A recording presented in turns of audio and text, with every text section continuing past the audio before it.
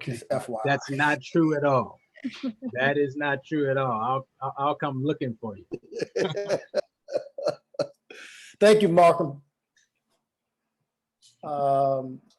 Happy holidays. I'm really excited about today's show. This is Hoya Locker Room, episode 32. I don't know how we made it this far, but the guests just keep getting better and better. The family just keeps growing.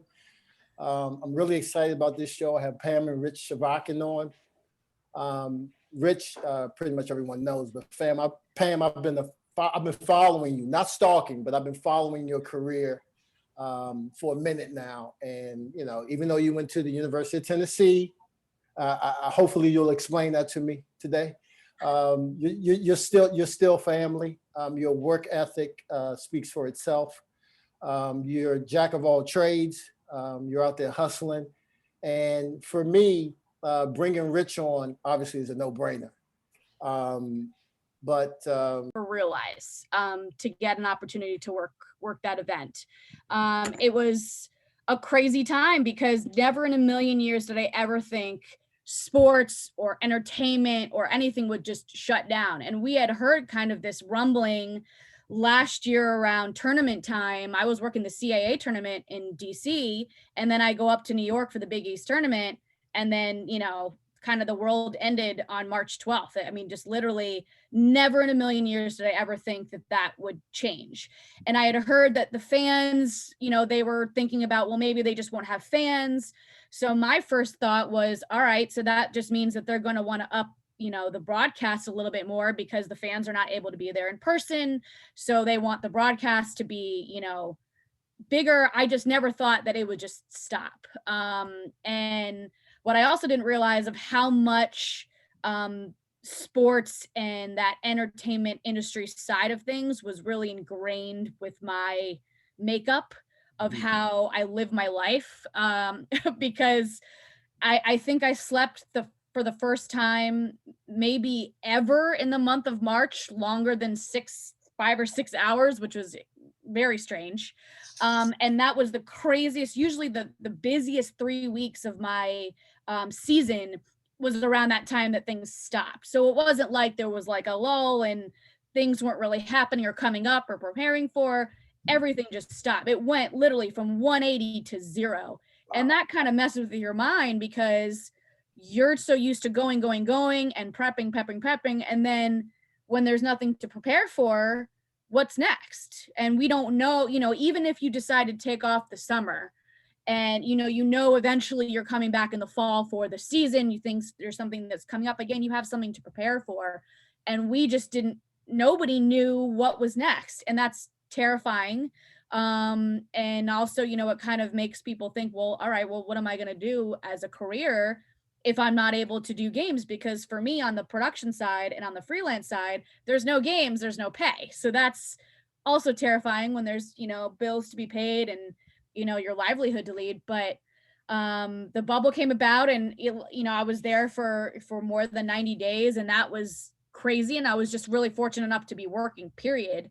And I remember, when everyone kind of was stuck at home, my dad called me and he says, I have to do this thing online. What do I do? How do I, I got to be working from home. And I said, here's the computer, here's Zoom, here's how you log in. You have to go through the steps, right? You have to go through the motions of, luckily I've been teaching prior to this and I've been teaching an online class. So I was fairly familiar with the Zoom and the online and the email and the communication aspect of it, which is so important in this business. But it's also what I've learned more than anything is patience, and kind of walking through and knowing that, some people's internet is spotty and, you have to make sure that the lighting is right and you can hear things and you become your own audio, video, multimedia producer without even realizing it. And you're doing, you're shooting your own videos, you're shooting your own things. And that's kind of how we started. My mom was in musical theater, so I'm used to dealing with multiple things happening at one time without knowing what's going on, thanks to her. But, once I was able to do that, it was like, all right, what's next to focus on? It was successful, thankfully. And then now that college basketball is in full swing, I think the biggest challenge, and Dad, you can chime in, and agree with this, but without having a bubble situation, you put teams and travel, there's a risk. There's a level of risk involved. And, obviously the intent is to not get sick. And the production crews are very limited. We were only working at about 40% on site of the people that we normally would have. But there's different NCAA regulations. The schools have their own regulations. The networks have their own regulations to make sure that we're following protocol, that we're doing the things right, but also producing the best, broadcast you can with limited contact, which in basketball is very hard because you're used to having people in the booth so close to the court. You're having handheld cameras, you're having audio and, technical aspects outside of, just cameras behind the basket to give you that intimate experience. And we're not able to get that, which is kind of a bummer because that makes, I think the broadcast better. And I know that once booths are allowed to come back full time and travel, I know that the experience from a viewer side is going to be better, but it's definitely a challenge, and you kind of adapt to things as they change, and the only thing constant right now is change. So that's kind of how we have to just attack things right now.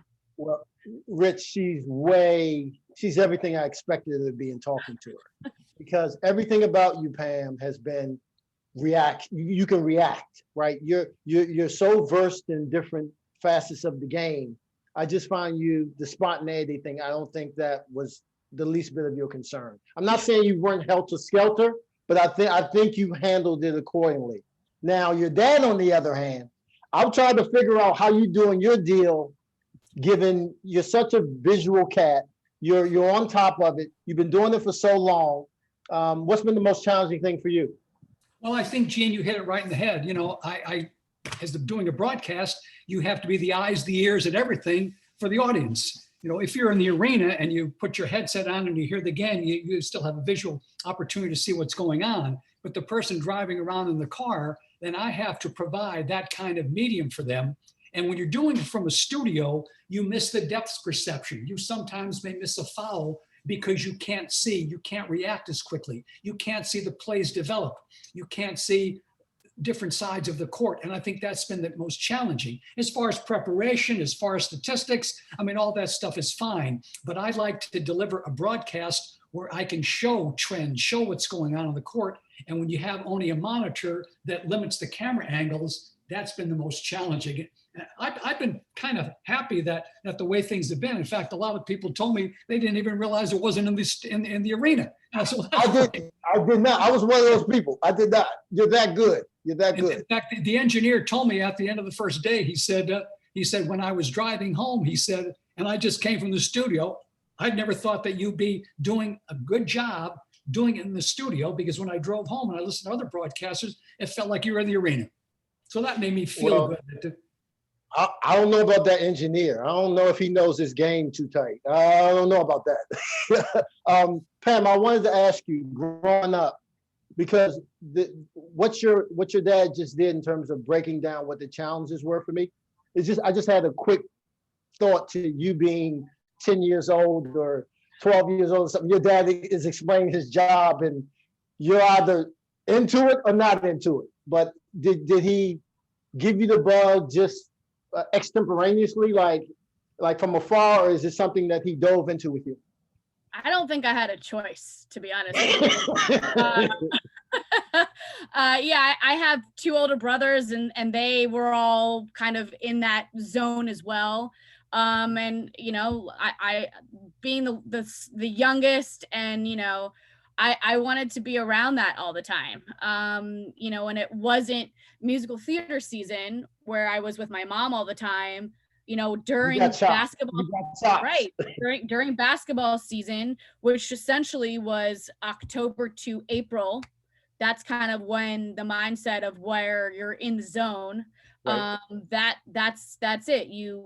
we watched games together and we talked about it and I asked questions, and I didn't really understand the event side of things. I knew when I went to games, I knew that I liked the energy being at the games. I liked the crowds. I liked the student camaraderie. I liked the spirit aspect of it. And it was fun. It was something that I just enjoyed going to.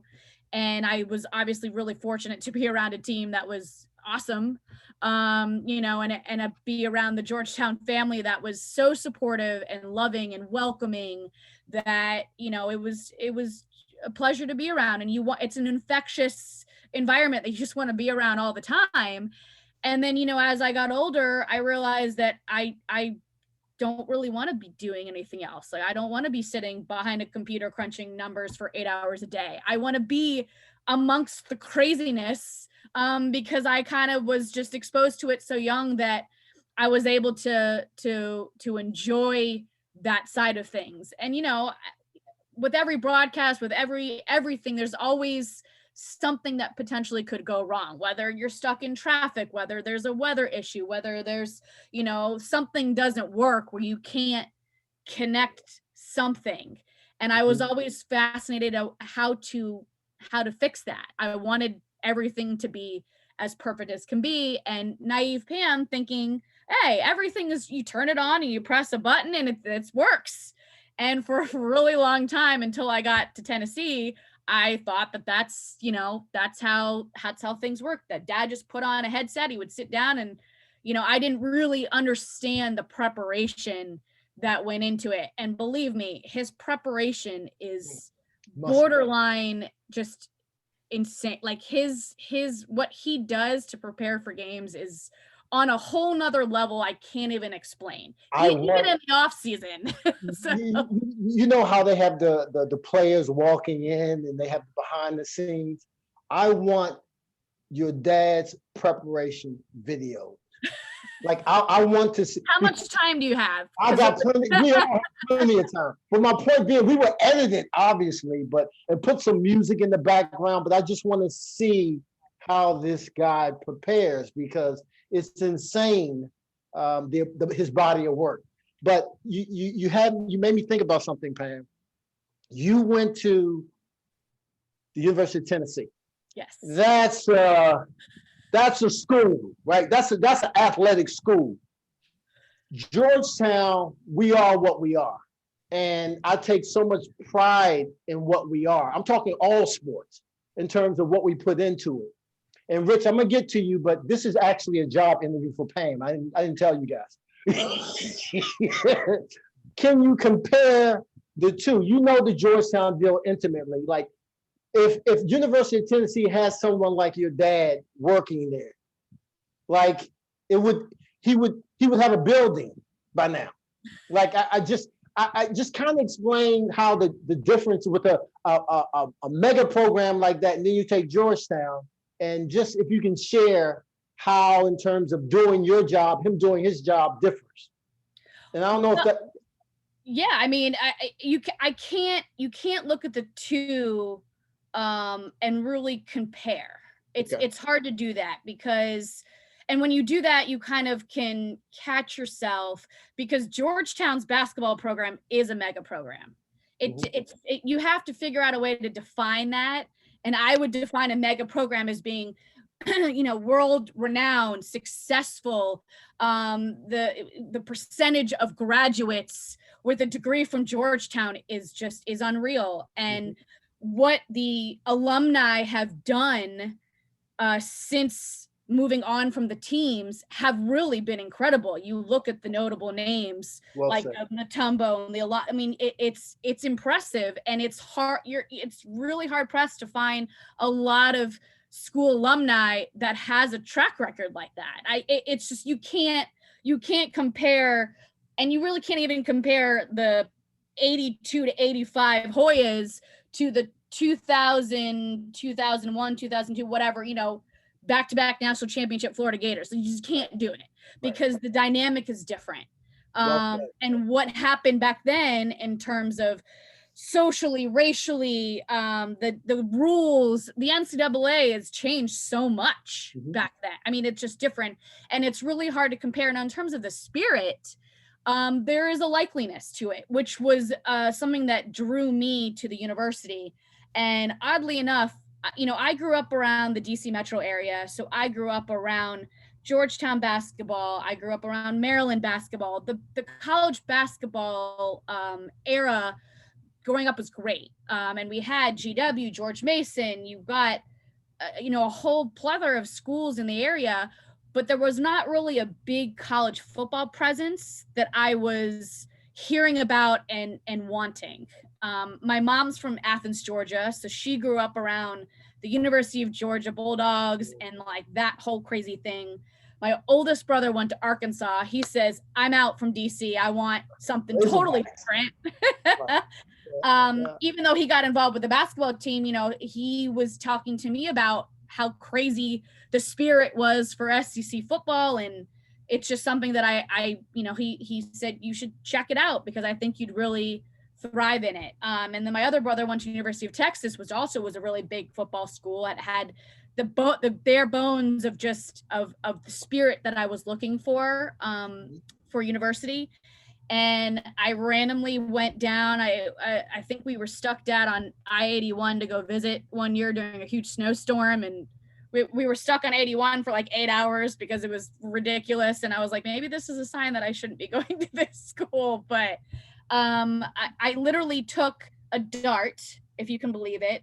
I had the United States on a bulletin board. I had the SEC schools on this chart, and I threw a dart and it got closest to Alabama and Tennessee. And I said, I don't know about, I thought it was going to be too far. I didn't really know anything about the school. And in reading up about UT, it was just different. It was unique. I mean, the color alone is a mockery to itself. Okay. Pantone 151 is a color that not everybody can wear, pull off, whatever. It wasn't the illustrious blue and gray. Okay. So it wasn't something that was neutral. And being a redhead, that also didn't help my cause. But I took a whim, and dad said, and parents said, hey, if you want to check this out, why not? And both my parents luckily have been so supportive and just figuring things out with me, which has been, you know, I'm really, really grateful for. And I went to go visit, submitted an application, and, you know, I went to go visit and I loved it. And I hadn't really thought about anything else since. And I just plowed forward and took a chance. I love how you broke that down, because you're right. It's not a fair comparison. But what you illustrated, and whether that was your intent or not, is how special Georgetown really is, given the resources that we have, given where we're situated compared to a state school, right? This is it's a different flow. Rich, I'm going to put you on the spot with a little bit of fun. And I know you'll dodge me because you're so politically correct. Favorite player, Rich? Oh, favorite Georgetown player. Well, you know, I'm going to interview Coach this afternoon. And if I say anything else but Patrick Ewing, look, Gene, you know, there have been some great players in that program. I mean, it's not just a 1 year, it's not just a 4 year, it's a program. You have some great, yes. I think Patrick Ewing, what he meant to Georgetown, I mean, let's put it in perspective. You know, 3 Final Fours basically in a 4-year run is pretty special. And I don't know whether I ever told you this story, but I've told everybody, whoever asked me about Patrick Ewing, when Patrick was committed to Georgetown, and we were playing AU, and I talked to Gary Williams, who at that time was the coach at AU before going to Maryland. I said, Gary, what do you think? He said, Rich, go home, get out a calendar, mark off the next 4 marches, and don't make any plans. He said, but you should keep on the Final Four. And true, 3 out of those 4 years, he went to the Final Four. So in all fairness, I think, you know, Patrick has to be the number one because of what he meant to that program. You know, just a stellar career. And, you know, look, you have to look at Iverson, Mourning, Mutombo. You know, Gene, you're in that ballpark because you helped get them to a national championship. I mean, your great defensive effort on that team was just special. I mean, when people look at Sure, offense is important. When you look at defensive prowess, Gene, you were one of the best of all time. So I just want to. I'm pulling the plug on you now, Rich. I'm pulling the plug. We're not going down that road. Plug is pulled. I know it's difficult, but we're not talking about Gene Smith. No, we're not doing that. Next up, if you had your Hoya Mount Rushmore, who's on your Hoya Mount Rushmore? Well, I think the Hoya Mount Rushmore, has to be Patrick Ewing. It has to be Alonzo. I think Dikembe, Reggie Williams was in that ballpark. Allen Iverson. I think Eric Floyd, of all people, the all-time leading scorer. I mean, he was instrumental in getting them to the Final Four. Gene, that 1980 team, when they have Shelton Duran and Eric Floyd, I thought was as good a team in college basketball as maybe there was in the last 20 years. I mean, last 30 years. I mean, that team was special. Unfortunately, they lost that tough game to Iowa, but there have been so many great teams. I have to, when I talk about Reggie Williams, you talk about Mike Sweetney. I mean, Otto Porter has to be in that ballpark. Sometimes when you say Mount Rushmore, there are only four statues. That's a really big mountain. Yeah, well, it's Rich's mouth. It can be as big as it wants to be. It's Rich's mouth. The last one I'll ask you in these rapid fire questions, Rich. 84 versus 89. Markham, the jack of all trades, and Pam, you can please chime in on this. Who's the jack of all trades for Hoya locker room, is always in my ear about 84 versus 89. Now, for me, I'm a real simple guy. It's a no-brainer. We won, you didn't. So by virtue of that, it's not really a conversation. But for the purposes of Hoya locker room family, I would love to hear your opinion on 84 versus 89. Well, my personal opinion was obviously, the 84 team won the national championship. The 89 team was a very good team with Charles Smith, Alonzo. I think that team, pound for pound, was as good as anybody in the country. They ran into a tough game against Duke and unfortunately lost that game. But, when you have Smitty played on the Olympic team under Coach Thompson there and got the Browns and Seoul, they had some special talent. Jaren Jackson, I mean, that team was a very, very skilled team as well. And but I guess if you have to go head to head, the 84 team probably would have beaten the 89 team. Would have been close. You would have Alonzo going against Patrick. You would have had you defending Charles Smith. I mean, there would have been some. I would pay a lot of money to see that. I would pay a lot of money to broadcast that game. But but both those teams were special, Gene. In the annals of Georgetown, since I started in '74, I would say there were probably 15 teams that were as good as anybody in the country over that span of period of time. You're talking about, the 80 team with Shelton and Duran, of course, the 82 team that went to the Final Four, the Patrick teams in 84, 85 win the championship, Reggie's in 87, the team you talked about in 89, the Alonzo teams with Dikembe in the early 90s, the Iversons in the 96, and then you go on with Otto Porter and on and on and on. I mean, there were some special teams that Georgetown had over that long run. I can listen to this guy all day. I mean, he just goes. Pam, I wanted to ask you, because clearly your dad just gave us when he gets into his zone, he just goes, and that was I pay money for that. How are you from a career standpoint in finding your zone, finding your lane? Because you're on the other end, and that other end is very valuable in this time and day. That's a great question. I'm somebody that likes to really prepare. And on this side of the business, you have to have, I kind of equate it to public relations in a way, because you need to have a plan B, C, D, E, F, G, and so on, because things are going to go wrong. That's just what the nature of the business is. Right. You can go through and be on site for 10 hours, test all the equipment, fax back to headquarters, make sure that everything works, and then 30 seconds before going on air, stops working.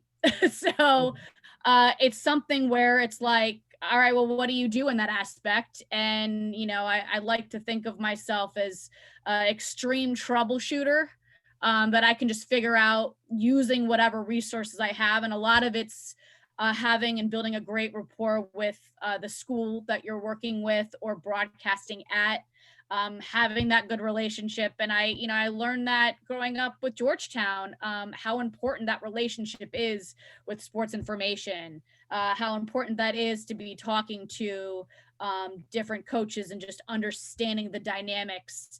Because from a broadcast standpoint, we're storytellers. That's what we do. The whole idea of our broadcast is to share what we're seeing and have that resonate to what fans are seeing at home, and be able to capture those moments that you're seeing in person through highlight packages.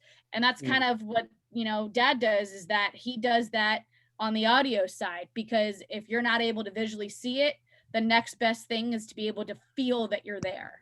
And he's a master storyteller in his own right, because he knows the dynamic of what it is that you're following. And statistics are a great measure of that, I always like to say, but it doesn't really tell the story live, because we can set up and we can have the mindset, and that's kind of where fantasy comes into this crazy thing with all this, you know, every state now that is now legalizing gambling. It's becoming an interesting way to tell the story, because, you know, for March Madness, you can set up teams to match correctly with statistics, right? Like you can compare, you know, the 82 team and the 89 team. Using the statistics, you can probably identify who's going to win. But in the one and done situations, in the, you know, win or that's it situation, it doesn't matter anymore. You can be Lehigh and very well upset number one Duke. It can happen. Georgetown game. You know what I mean? Change March Madness. Yeah. Absolutely. And that is something that really is super, super, super unique to college basketball, that I really enjoy so much, is that you can prepare and have every, you know, mindset in the book of how you think this is going to go. But once they get on the court, it's kind of it's their job, and we're just in the presence of greatness to see it. And hopefully, from a broadcast perspective, whether it's radio or television, you just want to be able to capture that as best as you can, given those resources that you've got. So I had the opportunity to listen to you at a couple of your PR events, and two of the major things that just stuck out for me, and you also, as part of your profile, is storytelling. And the fact that you understand that and speak to that, to me, is, you know, just huge, because that's the game right there. If you know how to tell a story, then you'll get people's attention. And the other thing you talked about was relationship building, and how you know, are constantly building relationships, some that may not turn out to be what you thought they were, but then others that far exceeded what you thought, but never leaving a stone unturned. So I just wanted to definitely make that remark to you, because I think that's crucial. That's crucial. Rich, what's the likelihood of us hearing you and your daughter do a broadcast together? Can you make that happen? Well, Can you make that happen? In many games that I've done, my daughter does the production, so it's kind of nice to know that she's there, and that I know, at least even if I'm doing radio, she's doing the TV side, that the game will go on. I mean, I don't know if we can ever hook up in terms of me doing the play-by-play, but there are many games where she was the producer of games that I did on radio. So it's nice to have her like in the background, and then I know she's safe. That's what carry your TV timeouts. Make sure to drink your water really fast. She used to make sure I got my water, got my hot tea. I mean, it's like, you know, that's what families do. I'm putting it out there in the ether. I think it would be incredible. You two both represent, like, to me, the Georgetown broadcast family. And, you know, that was my whole, that's the basic storyline here. I do want to, because we're coming up I try not to keep people too long on a Sunday, and it's the holidays, and I really appreciate you guys popping in. But something I wanted to discuss is when we're talking about the relationships. Pam, in your gig, relationships with the administration, relationship with SIDs. Can you speak to how you develop those? Some tricks of the trade, maybe not to overexpose yourself, not to undersell yourself, and then of course, Rich, I'm going to ask you about your relationship with Big Coach. So start. Yeah. I mean, you can't be afraid to talk to people. Because they're your best resources a lot of the time.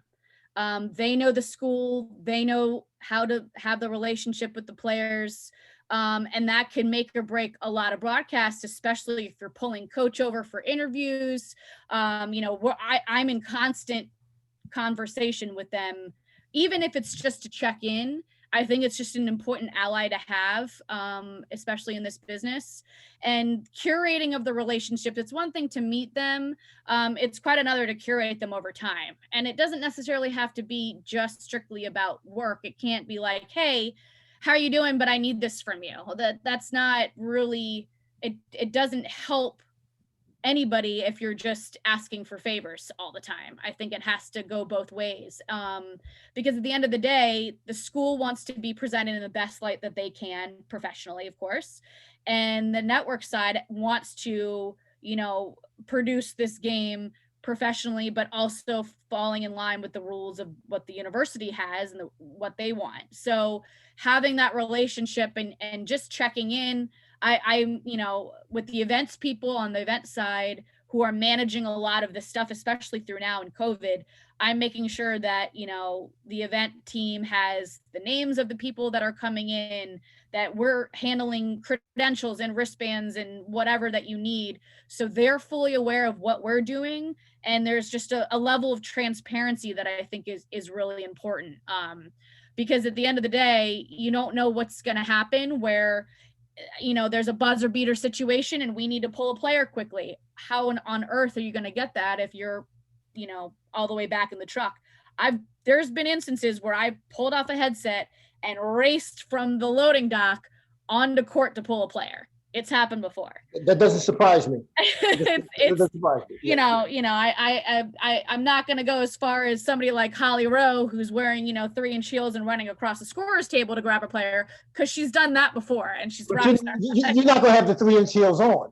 No, but you know what I mean? So you want to make sure that you're being able to utilize, again, all your resources and having those strong relationships with the marketing people, the SIDs, anybody that's in sports information, even if they're just, student helpers that are passing out statistics, that can make or break a media timeout sometimes. It's having a great relationship with them. Locally, I've had a great relationship with a lot of the beat writers, AP writers, Washington Post over the years, and they've changed in and out. But, when you're traveling with them all the time, it's hard to not, strike up a conversation. We're all in this kind of together in different ways. We all have a role to play. And if we help each other out, how can you not succeed? Perfect. Rich, I came as a shadow. Coach Thompson's autobiography just dropped. We had the honor, the pleasure to read it. We got an advanced copy. I'd love to hear some thoughts from you in terms of your relationship with Coach, how that grew over the years. We know the intro. Basically, he got a sample of your work as you were out there hustling. You saw there was nobody covering the Hoyas. He heard you. I mean, I'm sure once he heard that velvety voice, it was a wrap. But the fact that you have been a mainstay for so long, I mean, the fact that you've called over half of all of Georgetown's games is mind-boggling to me. You're 46 years in. We need you for 50, dog. We need you for 50, and then we got to talk to Pam and see what her package is like. But it's just one of those things. I'd love to hear you share some thoughts about that relationship you had with Coach. if Well, available. Gene, I probably wouldn't be coaching, being involved with Georgetown if it wasn't for Coach Thompson. You know, when I first went to the school and I said, you know, you don't have any commercial radio. I did this in undergraduate. I'd love to have an opportunity. When I went around to basically do my tapes and went around to get advertisers, I did it under the guise of Coach Thompson is going to turn this program around. He was 12-12 and basically 12-14 and 13-13 the first 2 years. And when I went around selling that, I sold it on the fact that he's going to turn this program around. And that helped advertisers to basically take on an advertising role. Okay. And we went to the first radio station, WOOK. We went with Coach Thompson and Frank Rienzo. And the presentation that we made was not because of Rich Chvotkin. It was because of John Thompson being there and his presence and his way of relating to people. And that's how Bud Myers, the general manager, was able to say, okay, we'll take a chance on you guys. And then, of course, you know, when you first meet Coach Thompson, Gene, you know, you walk into the office and it's very intimidating. I mean, here's a man 6'10", you know, played college ball, was a great All-American in college, an NBA player, you know, a great coach in high school at St. Anthony's, and then coming to go to Georgetown. But the thing that struck me the most was the deflated basketball. I mean, I think that alone showed what Coach Thompson stood for. When you don't have basketball anymore, you better have something to fall back on. You know, it's not just a 4-year degree, it's a 40-year commitment when you go to Georgetown. So that kind of stuck with me. And I think that set the tone for the way Coach Thompson was. And every time he stood for something, you know, I was involved in a broadcast that I had to at least listen what was going on and had to say something very appropriate to the situation. You know, Proposition 42, you know, when a coach walks off the court, what does the broadcaster say?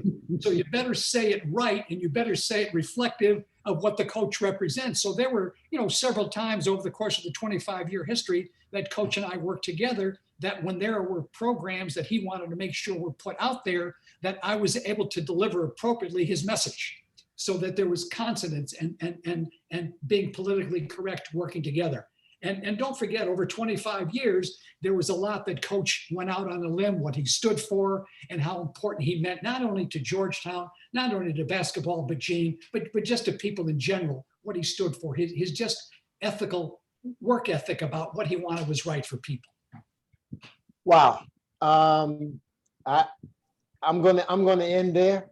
But I can't end without saying how much I think you two represent what Georgetown's all about, what represents what hard work is all about, bringing your A game all the time. I mean, the Chvotkin family, to me, is synonymous with Georgetown. I don't know how they treat you down in Tennessee, Pam, but if they're not doing right by you, you got a home here, 24/7, 365. I want to thank you both from the bottom of my Hoya heart.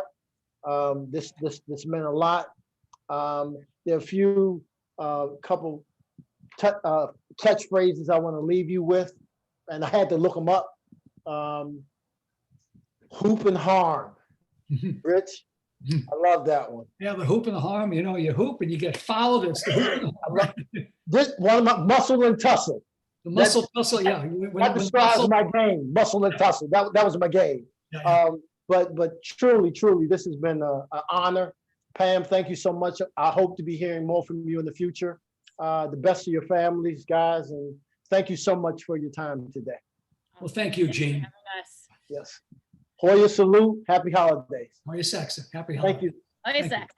Yeah. Thanks.